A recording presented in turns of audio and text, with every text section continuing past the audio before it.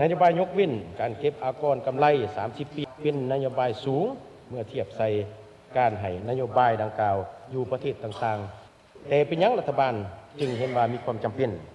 ทั้งนี้ก็ย้อนว่าสนับสนุนโดยเป๊ปซี่ข้าพเจ้ารู้สึกเป็นเกียรติอย่างสูงที่ได้ตั้งหน้าให้รัฐบาลเข้าร่วมขึ้นมารายงานเกี่ยวกับการค้นคว้าให้นโยบายพิเศษเพื่อส่งเสริมและดึงดูดการลงทุนในนิคมอุตสาหกรรมต่อกองประชุมสมัยวิสามัญเทื่อที่2ของสภาแห่งชาติชุดที่9ที่มีความหมายสำคัญในมื้อนี้ข้าพเจ้าจะขอลงลึกและอธิบายชี้แจงเพิ่มเติมปัญหาที่เป็นใจกลางของนโยบายพิเศษให้แก่ผู้ลงทุนในนิคมอุตสาหกรรมอมตะซึ่งเป็นโครงการพัฒนานิคมอุตสาหกรรมอยู่เมืองนาหมอแขวงอุดมไซและนาเตยเมืองหลวงน้ำท่าแขวงหลวงน้ำท่า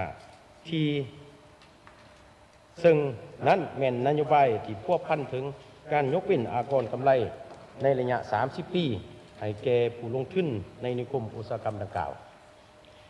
นโยบายยกเว้นการเก็บอากรกำไร30 ปีเป็นนโยบายสูงเมื่อเทียบใส่การให้นโยบายดังกล่าวอยู่ประเทศต่างๆโดยเฉพาะอยู่ในประเทศอาเซียนแต่เป็นยังรัฐบาลจึงเห็นว่ามีความจำเป็นทั้งนี้ก็ย้อนว่า 1. ประเทศเฮายังมีข้อจำกัดหลายด้าน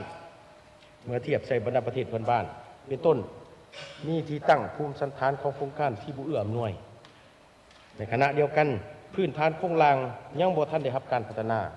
ผู้พัฒนานิคมอุตสาหกรรมจำเป็นต้องใส่งบประมาณและทุนทอนอย่างหลงหลายเพื่อลงทุน 2. ตลาดภายในของพวกเฮายังมีจำกัดในขณะเดียวกันความสะดวกของการลงทุนในประเทศก็ยังอยู่ในอันดับที่ต่ำ 3. ประเทศเฮาสืบต่อประเสริฐหน้ากับความยุ่งยากทางด้านเศรษฐกิจการเงินแรงทุนมากระตุ้นเศรษฐกิจยังจำกัดแรงงานหนุ่มเคลื่อนย้ายไปเฮ็ดเวียกอยู่ต่างประเทศจำนวนหลวงหลายอันเฮ็ดให้การขาดแคลนแรงงานอยู่ภายในขณะเดียวกันหลายปีผ่านมานี้การลงทุนของต่างประเทศอยู่ในโครงข่ายอุตสาหกรรมปรุงแต่งของพวกเฮายังมีจำกัดส่วนใหญ่เป็นซุ้มใส่แขนงพลังงานและบ่อแห่เท่านั้นดังนั้นการยกเว้น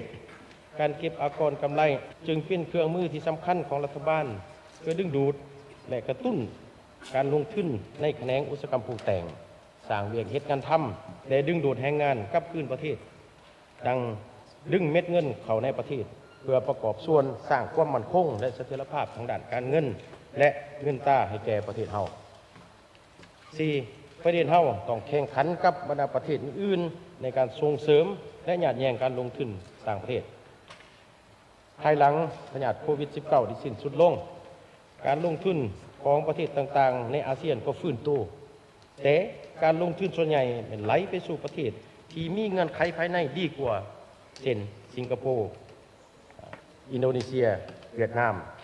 ซึ่งสามารถหยาดแยงได้หลายกว่าหมู่ในขณะเดียวกันประเทศอื่นๆเป็นต้นมาเลเซียไทยฟิลิปปินส์และประเทศอื่นๆอยู่ในภาคพื้นก็กำลังปรับปรุงนโยบายและปัจจัยภายในอย่างเข้มแข็งแต่สำหรับลาวเฮาการให้นโยบายยกเว้นอากรกำไรสูงสุด30 ปีในเขตนิคมอุตสาหกรรมอมตะจะแม่นนโยบายสูงสุดกว่าประเทศอื่นก็จริงแต่นี่ก็เป็นเพื่อทดแทนจุดด้อยที่พวกเราบ่สามารถแข่งขันกับประเทศอื่นโดยเฉพาะในบรรดาประเทศอาเซียนประเทศเฮา ควรจับกาลโอกาสของการเคลื่อนย้ายการลงทุนต่างประเทศในสภาพการเปลี่ยนแปลงทางด้านภูมิศาสตร์การเมืองและเศรษฐกิจที่กำลังนับมือนับหุนแห้งและขาดคะเนได้ยากซึ่งเฮ็ดให้นักลงทุนอยู่หลายประเทศได้เคลื่อนย้ายหรือกำลังพิจารณาจะเคลื่อนย้ายฐานการผลิตของตนจากประเทศหนึ่งไปสู่ภาคพื้นและหรือประเทศอื่นถ้าเฮาบ่หยาดแยงเอากาลโอกาสดังกล่าวนักลงทุนก็จะไปลงทุนอยู่บนอื่นเพราะนักลงทุนมีทางเลือกหลายและทุกประเทศก็เป็นล้วนแล้วแต่อยากดึงดูดการลงทุน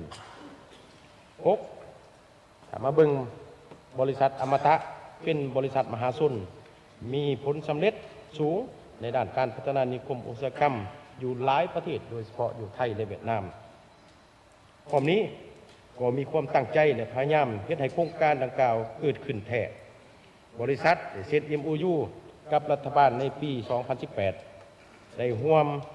กับบริษัทชั้นนำของประเทศต่างๆ ศึกษาความเป็นไปได้ของโครงการได้เซ็นสัญญาพัฒนาโครงการในปี 2002 และมาหดปัจจุบันแม่นสามารถชดเชยเนื้อที่ดินทั้งหมดได้